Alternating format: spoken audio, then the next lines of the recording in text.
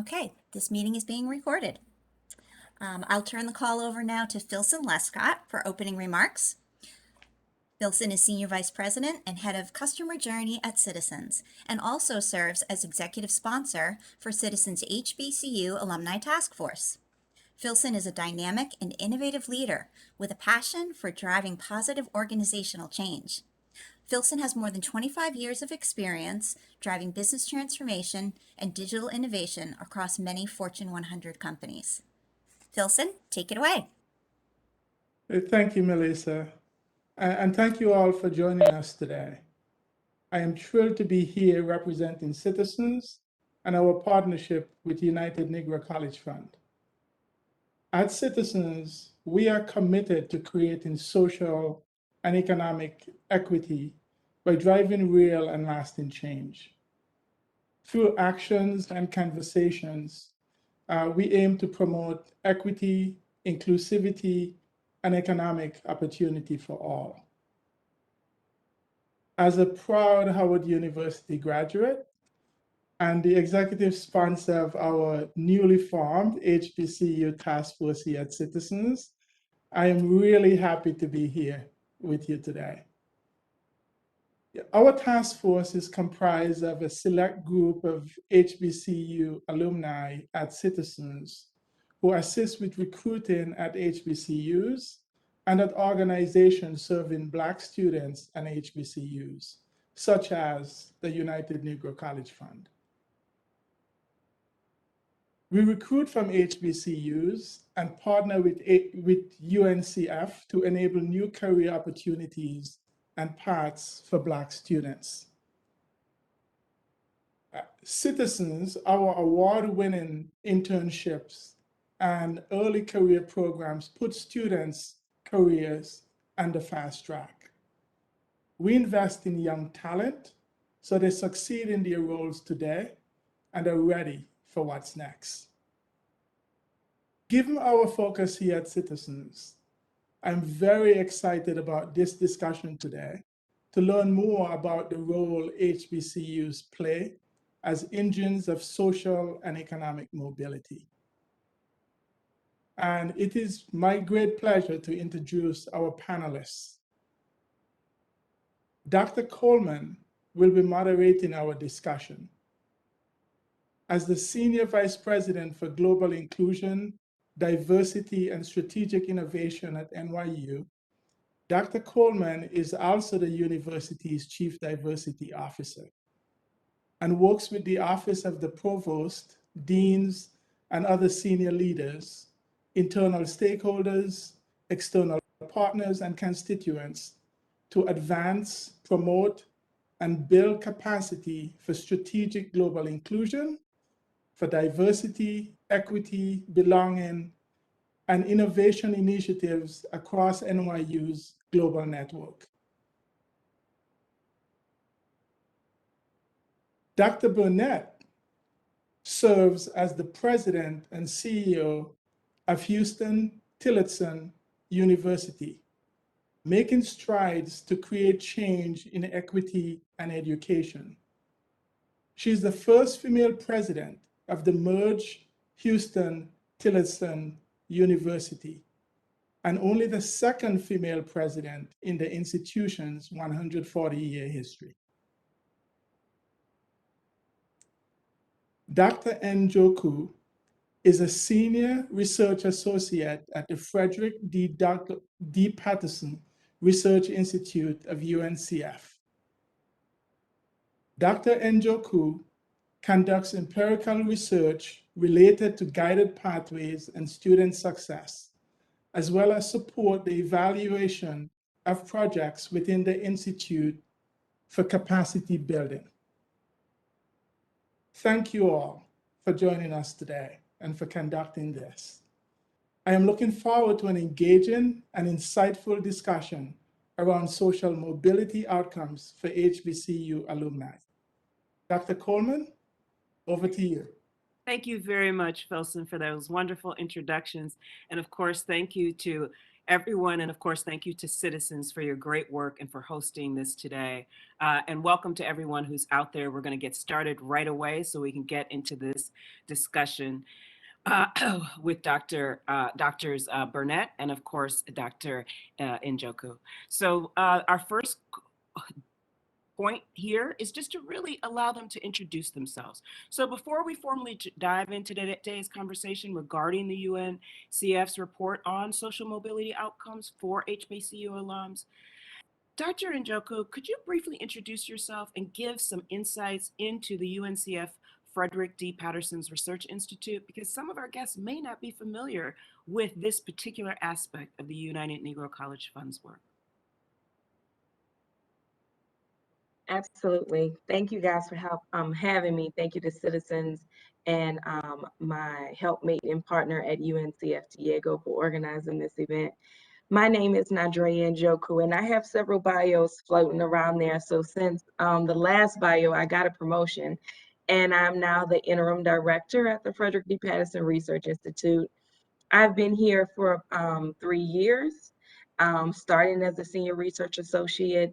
And at Patterson, founded in 1996, it is our mission to design, conduct, and disseminate research that helps to guide policymakers, educators, philanthropists, and the general public towards improving educational opportunities and outcomes for Black students, as well as other historically excluded populations. um, the research agenda that we execute here at Patterson prioritizes activities and issues that seek to address the most important and challenging educational issues and challenges confronting students served by UNCF. I like to say that while everyone understands that UNCF is a philanthropic organization that is only second to the federal government in giving scholarships and support to Black students, we are the research arm of Patterson. So we serve internally and externally to help support their mission in advocating for HBCU. Terrific. Thank you so much. And such important work that you're doing. And congratulations on the promotion.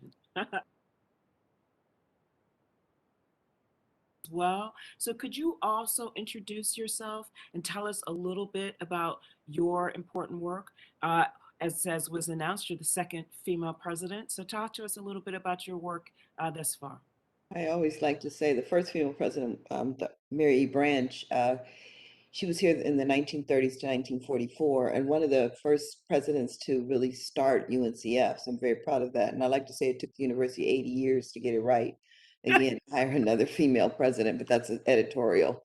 And also, Njoku just gave me, Dr. Njoku just gave me another talking point. The UNCF is the second most awarding outside of the federal government. That's a new talking point I have.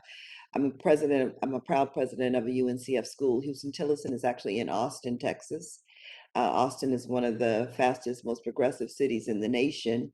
And I think it's an important point to make that my institution is the oldest institution of higher learning in Austin, Texas. We're older than the University of Texas at Austin, so it speaks to our persistence as our superpower. I am not an HBCU graduate, but I have committed my professional life to the mission.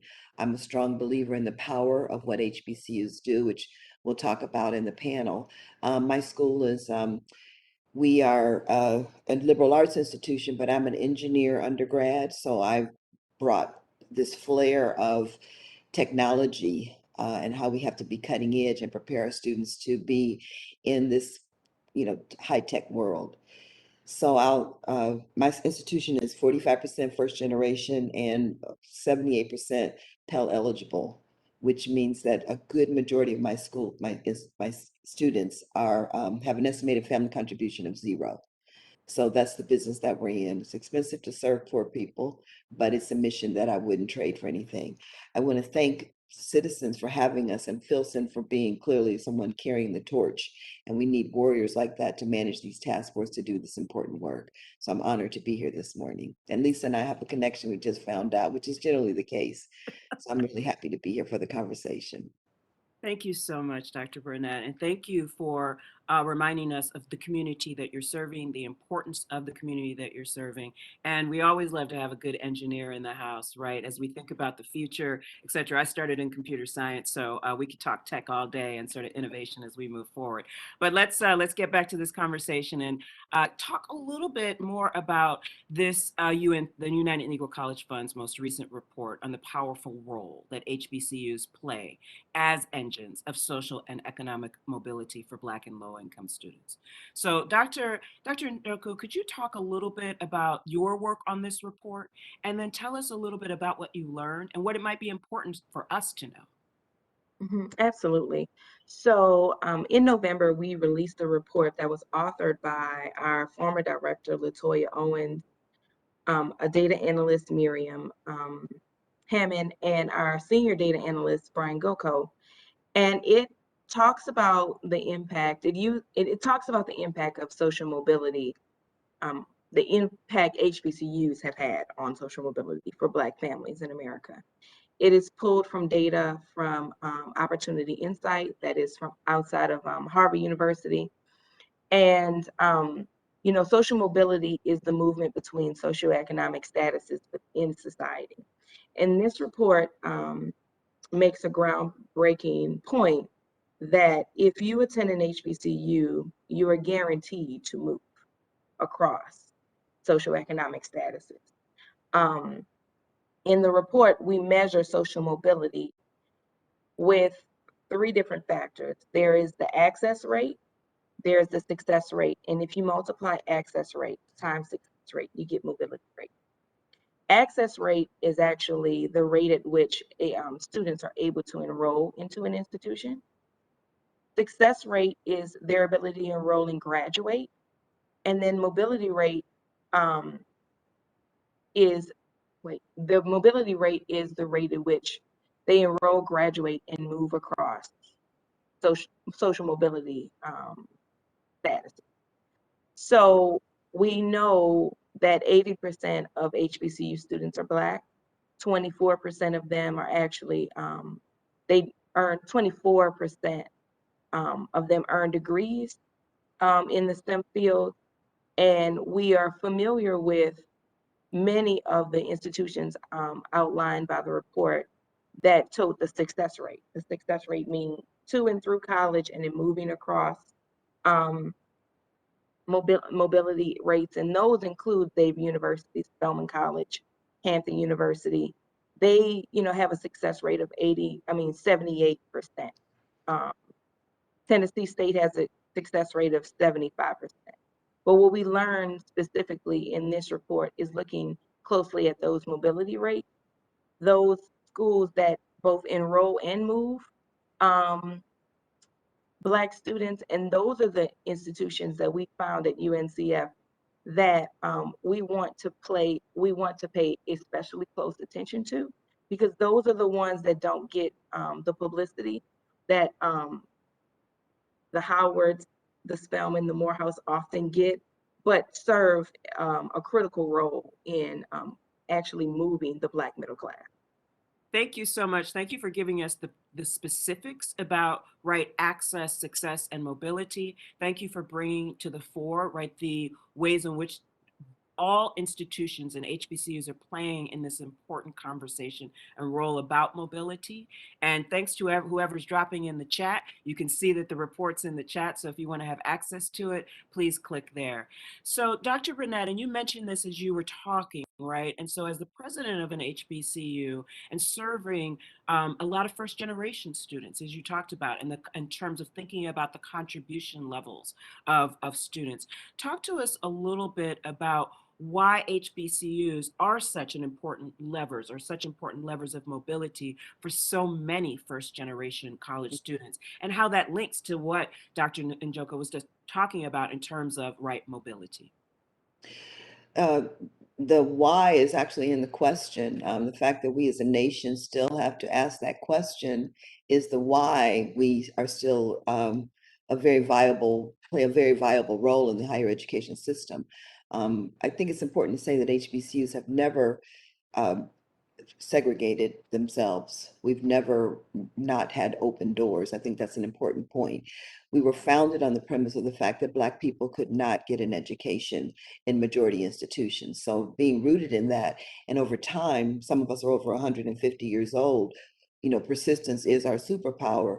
We in effect built the Black middle class of the 60s and the 70s and are still doing that important work. And even though we were marginalized and pushed to the in the shadows in some ways in the 70s with the integration of some of the larger predominantly white institutions, then having affirmative action efforts and efforts to integrate their own institutions. It was a struggle for getting students as well as a struggle for getting faculty and staff, frankly. So that's a part of our story, but yet and still we have a magic that is hard to quantify, um, that happens on our campuses to build a sense of self-efficacy. You can be a student and not be the Black student or, the Hispanic student. No one's going to try to touch your hair and not understand who you are. And you can come in and just be yourself and come into your own generation, your own genius. On my campus, we don't have a language of Black, that bigotry of low expectations. That does not exist on a Black college campus where we expect you to do your best. Your faculty will get to know you, all those things that we know work in moving young people into success. HBCUs have been doing that from the beginning of time. Even with the COVID crises, many of my sister and brother presidents, we've been operating in that state of emergency, if you will, to really move our students through the pipeline to graduation and provide them with the best that they can. And we're often, I'm really happy to see that social mobility is becoming a metric of importance and a metric of success within higher education. Because when you look at the rankings, and Black and presidents in general don't like rankings, but we all pay attention to them. We don't like them, but we all pay attention to them. So when you look at the rankings, it's very seldom that you see social mobility and that social equity side that's a ranking. And as a nation, we will not grow and prosper if we don't have that lever, I like that term that you used, to be able to continue to lift all segments of the population. Because marginalization by definition means pushing people to the margins. And Black colleges have never pushed people to the margins. Instead, we've brought them into the margins. And the data tells the story. So we're not in the shadows anymore for many different reasons. And this is a good time for our nation and the globe, really, to embrace what happens at historically Black colleges and to invest in that mission.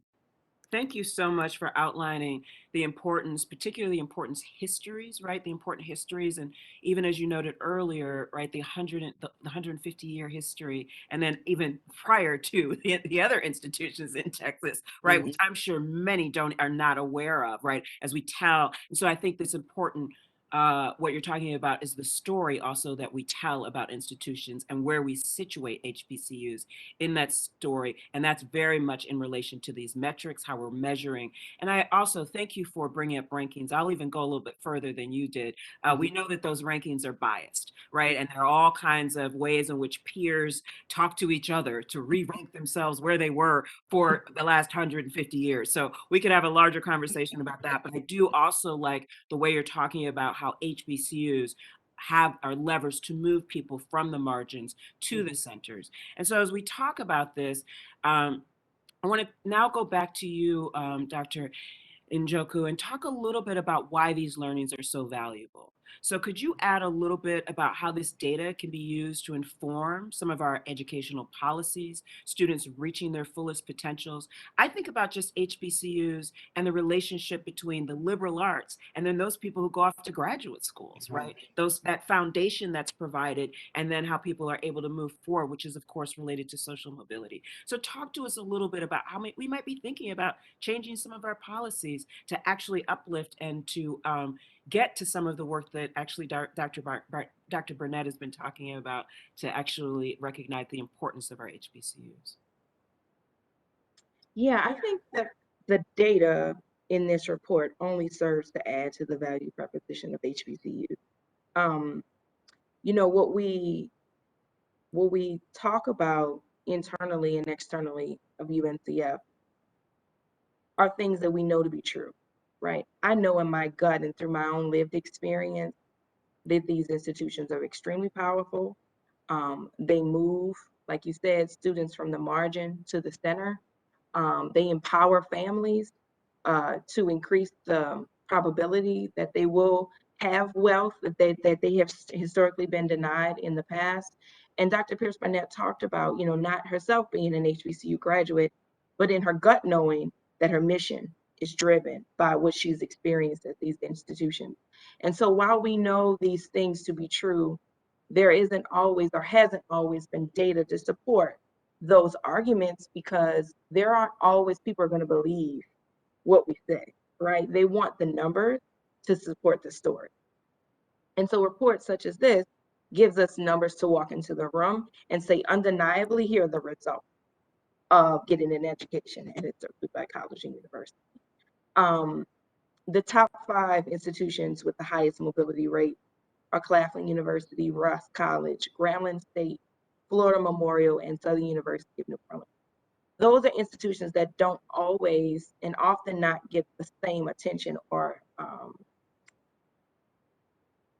eyes on them. And I think that we should look at all the spread and spectrum of HBCUs so that we can understand their impact inside these communities. We look at New Orleans, South Carolina, Southern Florida are inclusive of these institutions. When I visited Houston-Tillotson, Dr. Pierce Burnett is correct that you will see a mix of both Black and Latinx students. And I had a front row seat to have conversations with them about the impact of our institution. Being first generation students on campus, feeling like they belonged, feeling like, yes, I will depart from where my family is in Texas and come to Austin because I know I have a family unit here, I feel protected, and I'm gonna get a return on my investment. And so this data just supports what we are trying to emphasize at UNCF, and it makes it undeniable to those who want to doubt the story we've been telling for more than 70 years at UNCF. Again, back to the story, right? That there is a story to be told. It's an important story. And thank you for the data.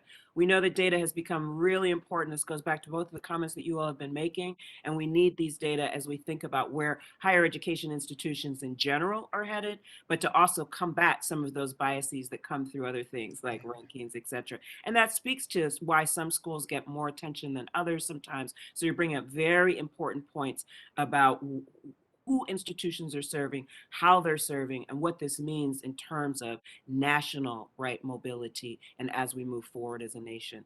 So let's turn now to talk a little bit about K through 12.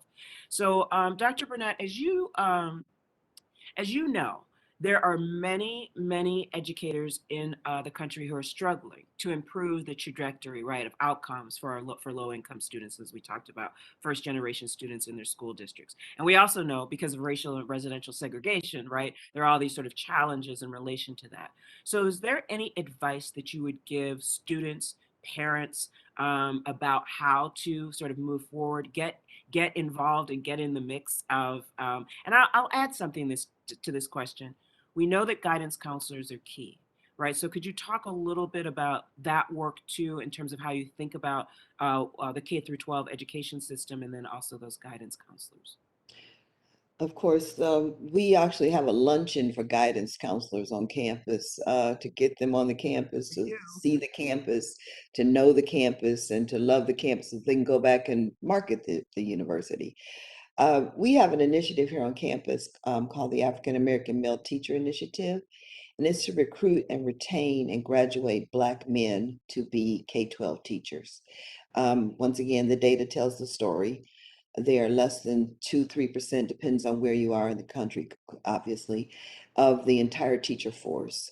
And the data says that if a student sees at least one person of their race, creed, or color, they will persist to graduation. And it's that connection with someone who has a similar lived experience or looks like you. So there's a shortage of those teachers. It's not to say that only Black people can teach Black people, only green people can teach green people. That's not the point. We get lost in the emotion of it. That's not what that's saying. That's saying just not just basic human nature and how we address that, and how in the K-12 system we can make students be motivated and feel like they belong and be inclusive. So higher ed points to K-12, you're not sending us good students, and K-12 points to higher ed, you're not sending us good teachers.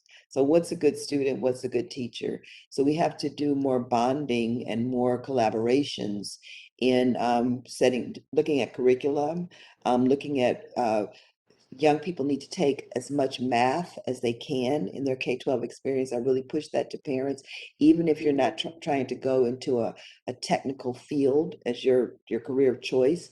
Math trains the brain to be a critical thinker. So that's something we have to educate parents and families on. And to also talk about the affordability of higher education. When I first started my presidency, I was invited for our financial aid office to present to some third graders. And I was like, why? And the counselor, like you said that their families keep saying, we can't afford for you to go to college.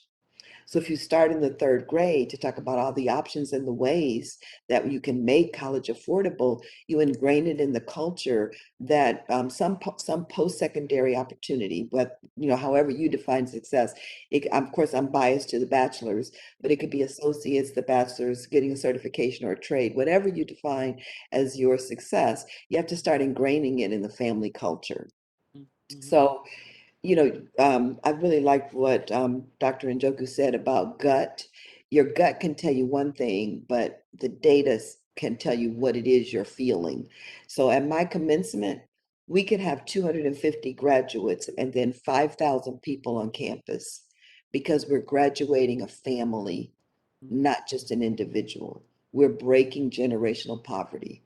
So there are buses of families from Dallas and Houston and San Antonio and the rural areas of Texas coming to celebrate that social mobility because they know now the family, it's instilling hope that they'll be able to get a middle income job. And the K-12, you have to start when they're young and build that familial connection. And that's another plus with HBCUs. In fact, we are the Rams, but our students call us a framily, which is a play on the word ram and family, because they really believe that this is their family with all the moles and warts. Every family has challenges. We're not a perfect, normal family. What is? So that's instilling that. So you want to instill that 12th grade there's a 13th grade, and that's however you define your success, but that you keep going, because education is the great equalizer. Absolutely. And in our society, it does not stop at high school, particularly for children of color, particularly for Black people, particularly for Black males. So it's a must. Thank you so much. And thank you both for emphasizing the family impact. And I can see, I can visualize the buses, et cetera, and the celebratory nature. But that's exactly right? That it's the promise of hope, not just for the individual, but for the families. And I also, to go back to what you said about the Black Male Teacher Initiative, so important, right? To think about, if we think about K through 12 and the absence of Black men in K through 12 as teachers, and then we look at what happens to Black boys in the K through 12 system, it's not about that you need everybody to look like you. Right. But you do need that mix, right? So that in the system, there's some people who can say, well, maybe they shouldn't be sent out to the timeout chair. Maybe we can take them out for recess, right? They just might need to play. So different sort of approaches. So thank you so much. And math. Okay, we can come back to math, but doing those math problems. So all right. So let's go back to some of these data and telling the story, right? And telling this important story. So, Dr. Njoku, let's talk about HBCUs represent 3% of all colleges and universities in our country, right? And on any given day, we know there's, 3.1, 3.2, 2.9, where the college is moving in every day.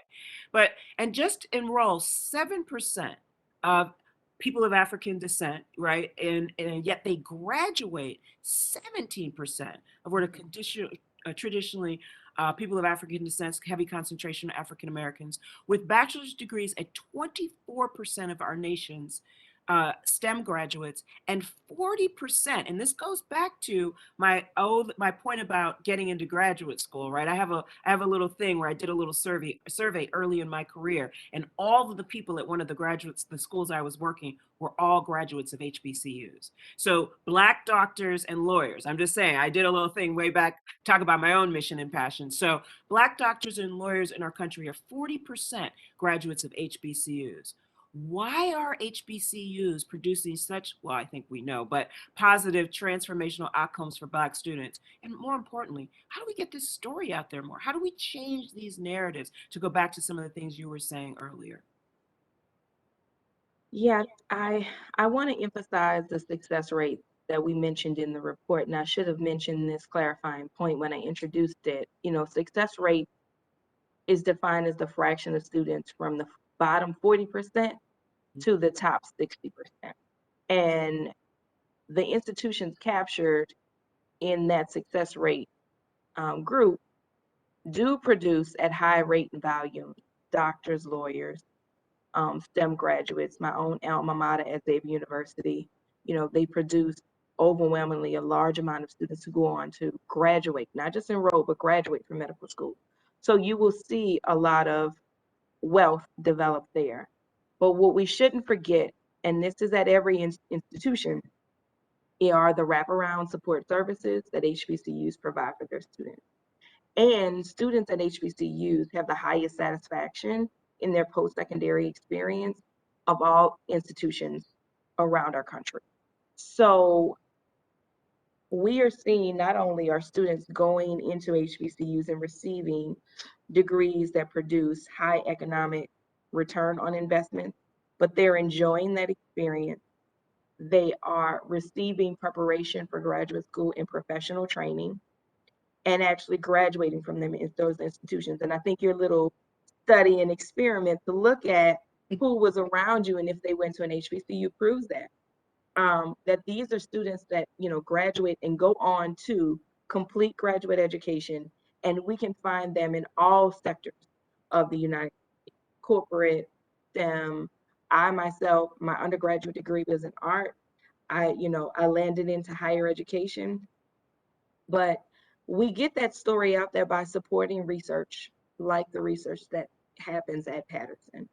Um, those are things that we need to pump our resources into so that we can build on the story, so that we can go into the room with more than just anecdotal evidence, but actual quantitative evidence and qualitative evidence. And those are things that we really emphasize at Patterson, in having a good balance of both the number data, but also thick, rich description in the qualitative analysis that we do, and support projects around that. You know, if funders are looking for projects to invest in, I think that they should specifically pay attention to Black-led, HBCU lens research institutions that have not only the skills, but the perspective to create an asset-based narrative for these institutions. And I think that that is one of the key elements of producing research and narratives that add to the story and don't take away. Thank you so much. And thank you again for emphasizing this move from deficit and patronage to asset and strength-based modeling. Far too often, the way we approach African Americans or people on the margins is through some kind of deficit. We're not deficits. I always say, we're not deficits. We're not your problem, right? We're your asset and your strength. And flipping that is very much about having the right armor, the right story, the right metrics, and to dig deep into these quantitative and qualitative metrics so that we can have that armor, right, to move forward. And I also thank you for starting off by talking about the resilience, right? The resilience that these schools provide, then enable people to then go on and do such incredible work, whether it's in graduate school or art or whatever it is, right? So thank you so much. Dr. Burnett, I'm going to ask your question if you have anything to add to this, but I'm going to pick up on this next question too, which is, as we think about HBCUs have received renewed attention, right, in our country for not a lot of reasons, but certainly in the private sector. And you sort of mentioned this as you were talking about the K through 12, right, the partnerships that need to happen across, right, educational institutions. So could you talk to us a little bit and think about the pools to find diverse as people think about the workforce, the diversity of the workforce, the imagined new workforce. Tell us a little bit about what you see as Partners Company and what you see that future looking like. And let me just say, before you answer that question, please, everyone, start to drop your questions in. I only have a couple more questions, and they're going to be about their personal journeys. So put your questions in so we can start that. And Dr. Benek, I'm back to you.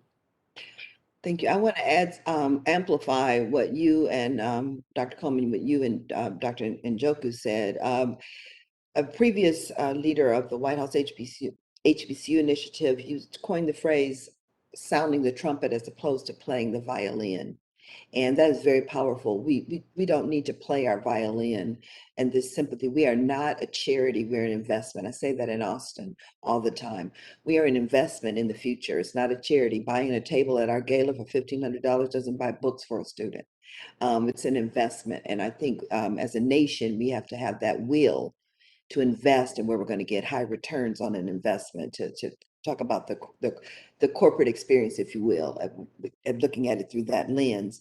And when we talk about collaborations, my administration has been built around a African proverb that says, if you want to go fast, go alone. If you want to go far, go together. So we've worked real hard and been successful, my team, in building collaborations with large corporations and large foundations.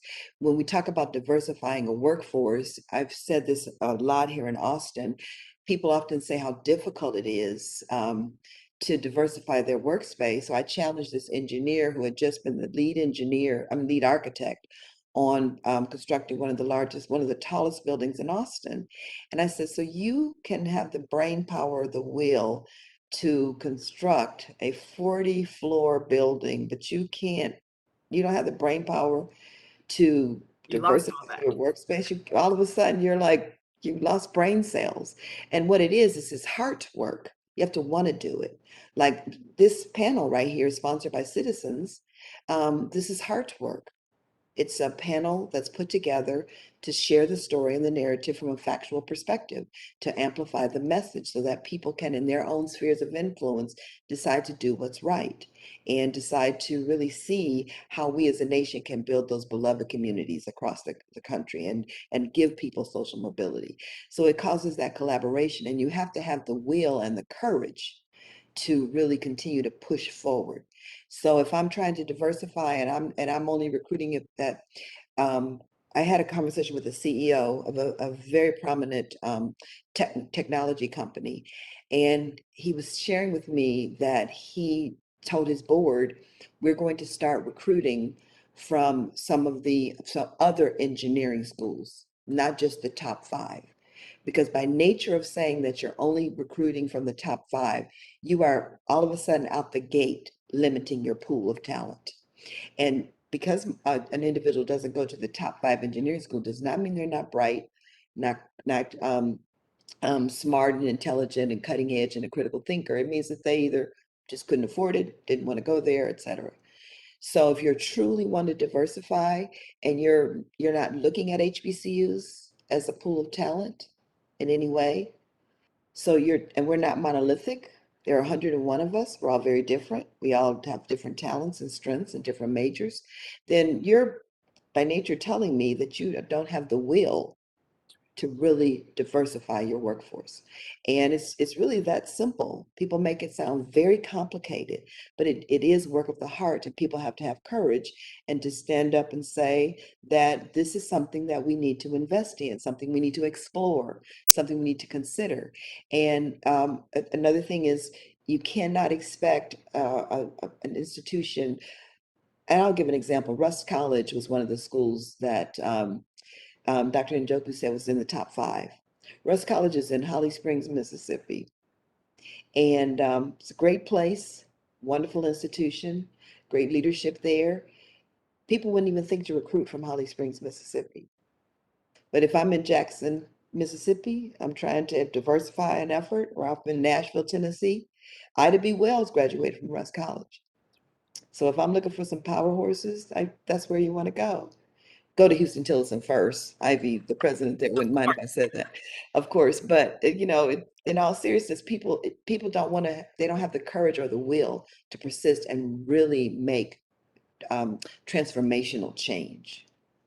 Thank you so much for saying that. And about the heart work, I actually use this word transformation built out of the South African context, right? Because in South Africa, they call chief diversity officers chief transformation officers. And it's in the post-apartheid moment. And so I think if we're going to really do that work of transformation, it's going to take, right, heart and will. And thanks for pointing out that, we have people building very large buildings. We have people going to Mars. We have all kinds of things happening. And somehow we can't figure out how to diversify and make partnerships across the country with some of our underserved institutions. I think we can put some more heart and will into it. So thank you for reminding us of that, Dr. Burnett. So we're going to move and learn a little bit more about you all, right? And so, I do see some questions coming in. Don't worry, I'm going to get to your questions. So just this last little part. So I'd like both of you to and I'm going to ask you both your questions so you can respond. And if you could respond for about a minute, and then we'll get into the other questions. So first, Dr. Njoku, could you talk to us a little bit about your own story of attaining a doctorate, right? You mentioned Xavier earlier and talking a little bit about your path. So tell us a little bit about how Xavier prepared you for this path. And I know it's short, so we won't get your full story. And then Dr. Burnett, talk to us a little bit about, you didn't go to an HBCU, you mentioned that. So anything tell us about that, and what, not necessarily if you were to do things differently, but how that's informed your work. Let's put it that way. Okay, so I'll start with you, Dr. Njoku. Yeah, I'll go really quick. I mentioned Southern University of New Orleans a little earlier as some of the schools with the highest mobility rate. And my mother enrolled at, we call it SUNO in New Orleans, where I'm from. My mother enrolled in SUNO when she was 32 years old. It was, she spent the first year just in development education. You know, years ago when you would enroll and not get any credit for those developmental education classes. Um, she enrolled when I was in second grade and she graduated when I was in eighth grade.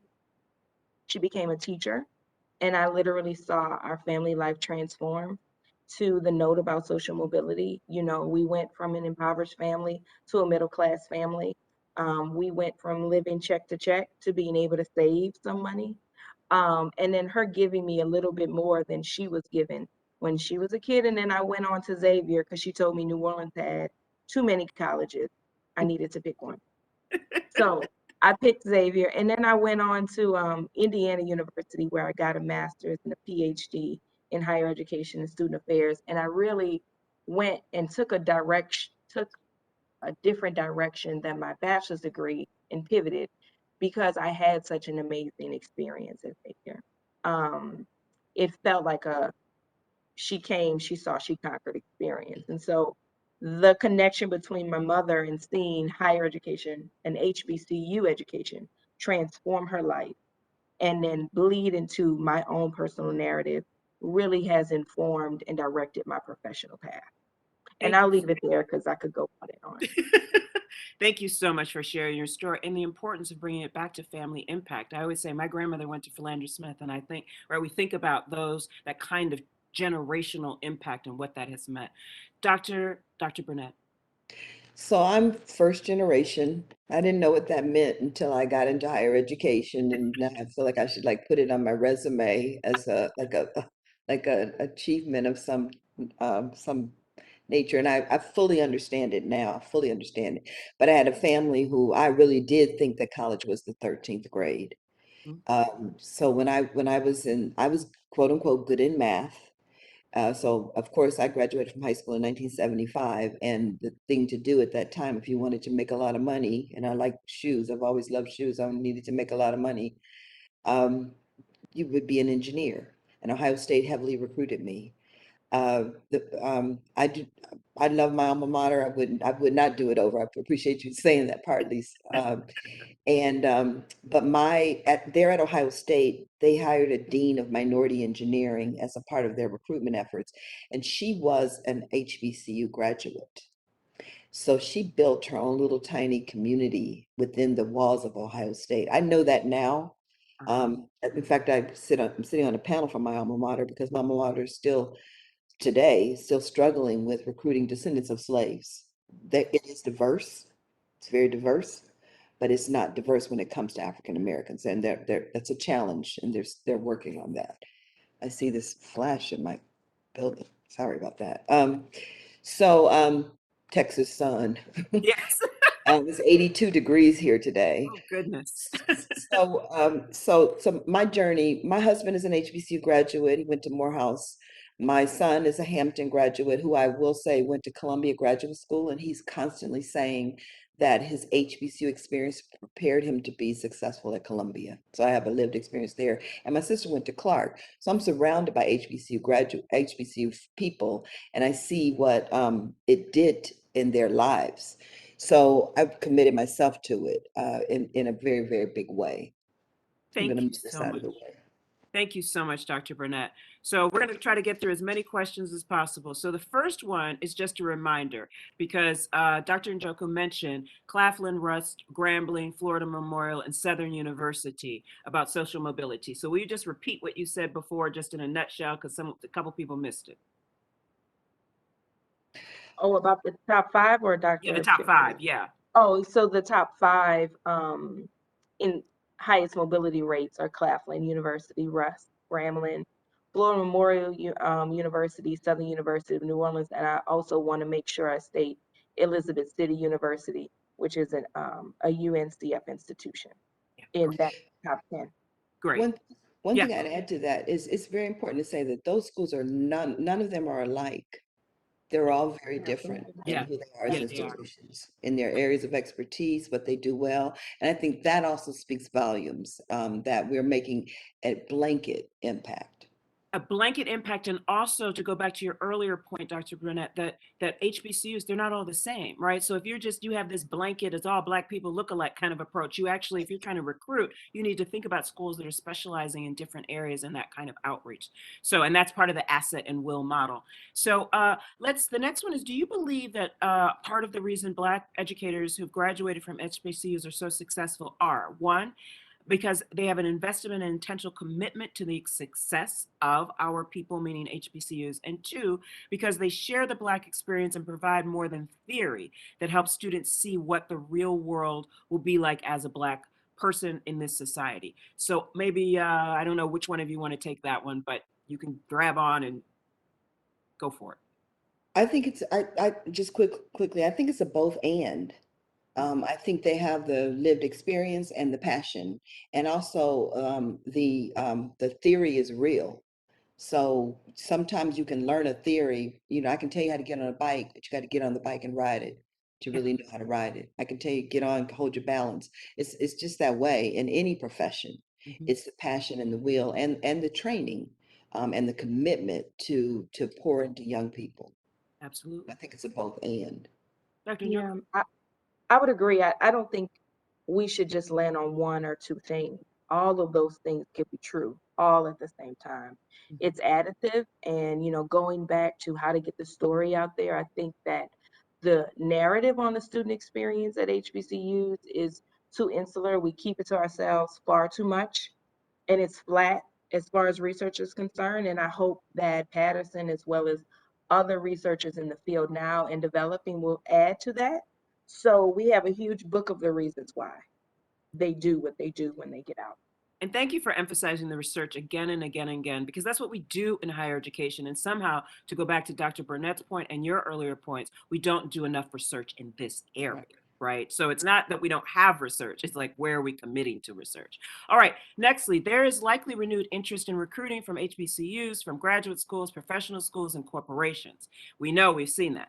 What do you recommend these organizations and institutions do? And this is the retention question, right? So that we see a lot of emphasis on recruitment out there, but what are some suggestions you might give to some corporations or graduate schools to think about, to go back to even what you were talking about? We have another thing in common, Dr. Burnett. I didn't realize we have so much in common, good old Ohio State University. So what could those types of schools do, right, to retain outside of just recruiting? So there's inclusion and then there's belonging. So we often just think about what's happening in the classroom, but what's happening on my campus to make my students feel like that they really do belong there. And that's in corporations as well as graduate school, as well as undergrad, but specific to the question about graduate schools. So what kind of program, wraparound services do you have? And I don't like the word services, but I can't think of another one. So what wraparound stuff, that's a very presidential word, do you have to help your students be, or your employees be successful? Is it a resource group? And don't make them feel bad that they have to have a resource group.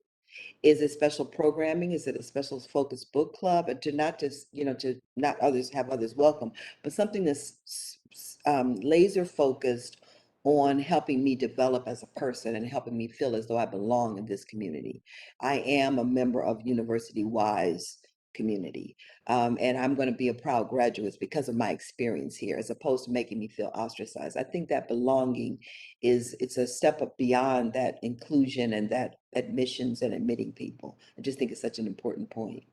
Thank you for making that point about inclusion, belonging. We just got a couple love it's in the chat, and so important. And of course, also, as you said, about how you approach it and not seeing the group that you form as as some kind of threat to the larger organization, right? To allow that kind of emergence of specificity. Dr. Njoku, did you want to add anything? I mean, I would emphasize belonging. That, I want to go back to my own site visit to Houston-Tillotson and talk about, the students' overwhelming sense of feeling like they belonged. And those are the things that really hook students in and keep them on that path to and through college is, I belong here. These are my people. This is my tribe, And so even if I'm facing a challenge, they think I can do it, so I'm going to stick in it and I'm going to complete it. And I also think things that we should work on is evaluating and nuancing the idea of what retention means. A lot of HBCUs, particularly those in rural spaces, have to think creatively beyond the 4 to 6 years, because Yes. these are students often that come in and out of the college experience because they have very whole lives that don't really been to the 15 to finish. Yeah. Right? 15 and not finish in 4 years. Sometimes they have to step away and revisit that path. And so we have to think about new ways to help give them credit for the lived experience they have, and not punish them because college wasn't their first priority in a particular season. And we've seen that happen with the pandemic. People have had to step away to take care of family, to provide for families in a very critical period. And I want us to um, continue to make it a goal that students finish in 4 to 6 years. But we shouldn't penalize, and we should find places for students who cannot finish then to belong and help them create a tribe. Family, right? Is that what you said earlier, Dr. Burnett? And then also, that's exactly right. And I just thank you so much for emphasizing reimagining retention, because that won't just help HBCUs, that would help a lot of institutions and people across, and talk about social and economic mobility. The 4 to 6 year rate, graduation rates, as we move toward the future, they may not be predictive of what the future will look like, to your points, right? So thank you very much for mentioning that. And that's where things become systemic. Yeah, that's right. That's exactly right. And we pick 4 to 6 years because that's what traditional, when you're supposed to complete college, but that's not the majority of the American population. So. Absolutely not. And then we see the story that gets told about HBCUs, which can be different than the story told about others. So thank you so much for that important delineation. So we have our last question, and then we're going to have a question that you all can just wrap up some final thoughts. So I'm a strong believer in empowering those within as we are developing and cultivating relationships with others. Based on the report that has been shared in the comments offered today, what would you think that are 3 takeaway points that any HBCU alumni out there can do to move this agenda forward? So we know we've got some HBCU alums out there. What can they do to help? You have to speak positively about your alma mater. Don't talk Yeah. about the cafeteria and the food or how the long financial aid lines or the refund lines. That's really not the case anymore at our schools. And those are fond memories that alums, I'm only talking about my alums, who I love dearly. I tell them this all the time. You have to talk up your alma mater because you are our walking billboard of success in your workplace, at your church, if in all your spheres of influence. If you're a graduate of Houston-Tillotson, Claflin, Clark, any institutions, be proud of your alma mater. and stand firm in that and promote your alma mater just by the life that you're living, as opposed to the fond memories that you have, because those are narratives that repeat themselves and they become stereotypes about our institutions, which we're doing some really excellent, creative, innovative things. We just had our homecoming this past week, and I saw us talk about social mobility, my own graduates that are teachers, mathematicians, technologists, just all over the nation. And they're my why. So promote your alma mater. That's the best thing you could do. Thank you so much, Dr. Burnett. Dr. Njoku? Yeah, I couldn't emphasize giving more. You know, and we talked about rankings earlier. Alumni giving goes into that equation when they're talking about rankings. The students used for this report are students who were born, my stop sign, but students who were born in 1983 and 1984 are the students that are reflected in the demographics and data for this report. Those are my peers. We are getting to a point where, you know, we are starting to realize our goals, graduate physicians are, you know, entering the hospital, getting out of training, wealth is growing. And so we have to continue to give to our institutions. They're giving me the Now- wrap-up sign. I'm sorry about that. Oh, okay. It's okay. I would just want to say that, you know, Dr. Norman C. Francis, who was former president of Xavier, did auto draft on his check every month. I think I don't know the number, but you could simply give $50 a month for 10 years and give $6,000. I mean, and give something. Yeah. Thank you so much for emphasizing those points. Thanks to Citizen, thanks to UNCF, thanks to Diego, thanks to Filson, and I turn it back to you, Filson, to close us out. Yeah. Thank you to both of you. It's terrific. But I just want to first thank the attendees and a special thank you to United Negro College Fund for creating webinars like this to further the conversation about HBCUs and partnerships to help drive our future generation. Now, a heartfelt thank you to Dr. Njoku, Dr. Burnett, and Dr. Coleman. I know I am enriched by this conversation, and I think the audience, all of us, are enriched by this discussion in understanding that it takes courage, it takes will and passion and heart as we continue on this journey. So thank you all so much for today. Have a wonderful day. Thank you, everyone. Thank you. Take care.